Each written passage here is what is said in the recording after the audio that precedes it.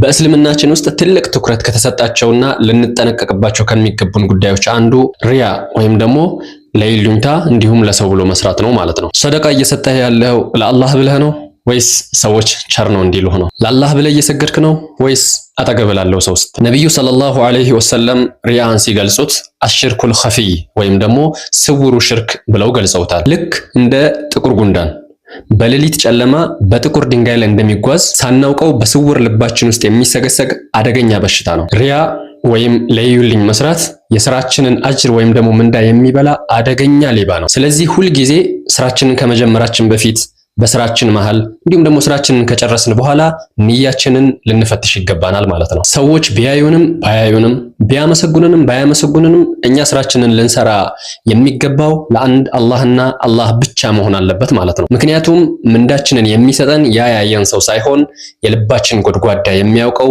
አላህ ሱብሓነሁ ወተዓላ ነው ማለት ነው። ውድ ወንድሜ እንዲሁም ውድ እህቴ ዛሬውኑ ልባችንን እንፈትሽ። ስራችንን በእኽላስ ለአንድ አላህ ብቻ በማጥራት እንስራ። አላህ ሱብሓነሁ ወተዓላ ስራቸውን ከሪያ አጽድተው ከሚሰሩ ሰዎች ያድርገን። ወሰላሙ አለይኩም ወራህመቱላሂ ወበረካቱሁ።